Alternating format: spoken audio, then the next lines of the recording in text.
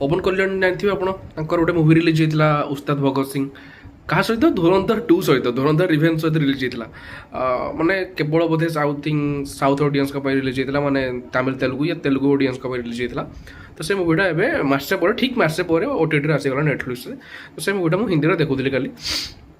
କ'ଣ ପାଇଁ ଫିଲ୍ମ ବନେଇଛ ଭାଇ? ସିଧା କଥା ଆମର, କ'ଣ ପାଇଁ ବନେଇଛ ତମେ?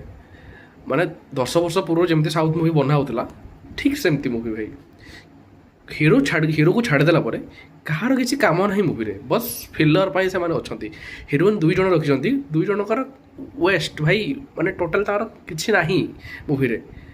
କେବଳ ହିରୋ ଭାଇ, ହିରୋ ଆମର ଗଡ୍, ହିରୋ ତ ସବୁ କରିଦେବ ଆଉ। ହିରୋ ଏକା ଆସିବ ସମସ୍ତଙ୍କୁ ପେଲି ଦେଇକି ପଳେଇବ ଭାଇ। କ'ଣ ଭାଇ, ମାନେ ବ୍ରେନ୍ ରଟ୍ ସିନେମା କହନ୍ତିନି ଯେଉଁ ସାଉଥ୍ର ଯେଉଁ ଥାଏ ଯେମିତି, ତ ସେଇମିତିକା ସିନେମା ଭାଇ। କାହିଁ ସେ ଭଳିଆ ମୁଭିକୁ 10 ବର୍ଷ ପୁରୁଣାରେ ହିଁ ଭଲ। ଏବେ ଭାଇ ଚଳୁନି ଭାଇ, ଏବେ ସେ ମୁଭି ଚଳୁନି। ହଁ ଯଦି ସେମିତି କୌଣସି ପବନ କଲ୍ୟାଣ ଫ୍ୟାନ୍ ଥିବେ ତ ଫ୍ୟାନ୍ ସର୍ଭିସ୍ ପାଇଁ ତ ଠିକ୍ ଅଛି ମୁଭି, କିନ୍ତୁ ଯେ ମାନେ ପ୍ରପର୍ ମୁଭି ହିସାବରେ ତାକୁ ଭାଇ ଆପଣ ଧୁରନ୍ଧର ଦେଖନ୍ତୁ। ଧୁରନ୍ଧର ଦେଖିଲା ପରେ ଆପଣ ଏ ମୁଭି ଦେଖିପାରିବେନି, ଆପଣ ପାଗଳ ହେଇଯିବେ, ମୁଣ୍ଡ ବିନ୍ଧିବ ଆପଣଙ୍କର। ତ କଷ୍ଟେ ମଷ୍ଟେ କରିକି, ବିଶ୍ୱାସ କରନ୍ତୁ, କଷ୍ଟେ ମଷ୍ଟେ ଷ୍ଟୋରି କରିକି ମୁଁ ସେ 2 ଘଣ୍ଟା 30 ମିନିଟ୍ର ମୁଭି ପାଖାପାଖି ଏଇଟା ସାରିଛି।